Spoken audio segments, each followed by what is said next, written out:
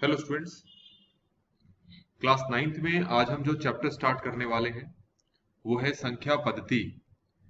ये आपके मैथ्स का जो है पहला चैप्टर ही है। तो संख्या पद्धति में आपको क्या क्या चीजें पढ़नी है वो हम इस वीडियो में देखेंगे।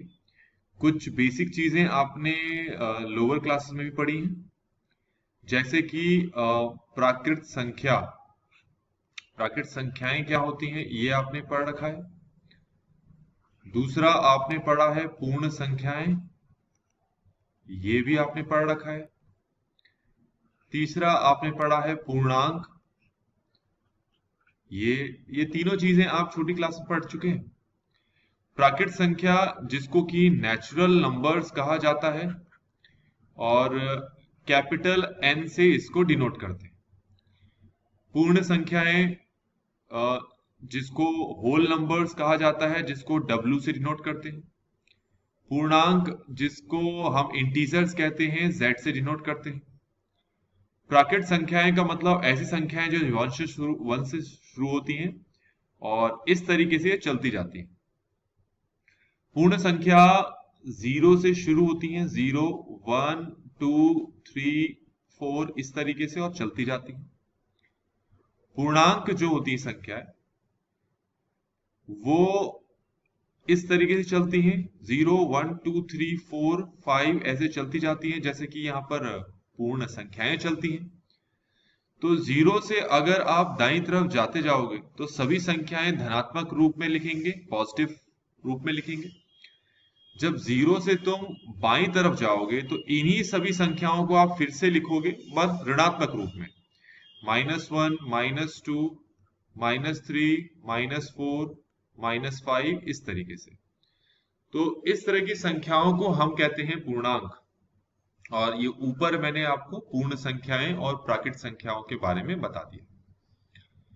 इसके बाद आपने संख्या रेखा के बारे में पढ़ा है कि संख्या रेखा क्या होती है।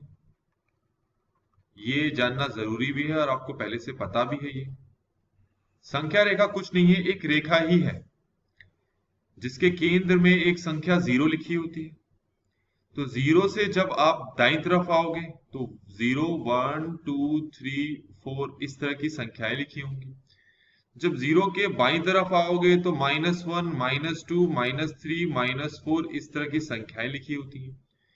तो क्योंकि ये सभी संख्याओं को हमने एक रेखा पे लिखा है, इसलिए इसको संख्या रेखा कहा जाता है। ठीक है। अगला है परिमेय संख्याएं, जिसको इंग्लिश में कहते हैं रेशनल नंबर्स। अब परिमेय संख्याएं क्या होती है, इसकी परिभाषा आपको पता होनी चाहिए। परिमेय संख्याएं क्या होती हैं? ऐसी संख्याएं जिनको p बटे q के रूप में लिखा जाता है। इस रूप में जिन जिन संख्याओं को लिखा जाएगा उन्हें ही हम परिमेय संख्याएं कहते हैं। पर इसमें एक चीज ध्यान देने वाली बात है कि q कभी भी 0 नहीं होना चाहिए। मतलब कि जैसे 2/3 ये एक परिमेय संख्या है, -5/7 ये भी एक परिमेय संख्या है, 0/1 ये भी एक परिमेय संख्या है, 7/0 ये एक परिमेय संख्या नहीं है, क्योंकि ऊपर वाली संख्या को तो हम अंश कहते हैं ना, और नीचे वाली संख्या को क्या कहते हैं? हर। हर में कभी भी 0 नहीं होना चाहिए, इसमें हर में 0 बैठा हुआ है, इसलिए ये एक परिमेय संख्या नहीं है। 5/0 ये भी एक परिमेय संख्या नहीं है। अब जैसे मैंने लिखा है 7, तो अगर पूछा जाए कि क्या ये एक परिमेय संख्या है, तो हम कहेंगे हाँ भाई ये एक परिमेय संख्या है। क्यों? क्योंकि अगर मैं इसके नीचे 1 लगा दूं तो ये हो जाता है 7/1, जो कि क्या है? एक परिमेय संख्या। कहीं पे लिखा है -5, तो क्या ये एक परिमेय संख्या है? हाँ, ये भी एक परिमेय संख्या है, क्योंकि इसके नीचे अगर हम 1 लगा दें तो बन गया ये एक परिमेय संख्या। 2.5 क्या ये एक परिमेय संख्या है? अब आपको पता है कि अगर इसमें से हम ये दशमलव का स्थान हटा दें तो नीचे 10 आ जाएगा। तो 2.5 को हम 25/10 के रूप में लिख सकते हैं, और जो 25/10 क्या है? हमारे पास एक परिमेय संख्या है। तो सीधा सा मतलब है 2.5 भी एक परिमेय संख्या है। तो जितनी संख्याएं आपने आज तक पढ़ ली हैं, इस क्लास तक पढ़ ली हैं, उन सभी संख्याओं को हम क्या कहते हैं? परिमेय संख्याएं कहते हैं। तो बच्चों, ये जो चैप्टर है संख्या पद्धति, तो संख्या पद्धति में जो इंट्रोडक्शन था, वो इंट्रोडक्शन में मैंने आपको बता दिया कि संख्याएं किस किस प्रकार की होती। अगली वीडियो में कुछ नई चीज हम इस चैप्टर 1 से लेकर आएंगे।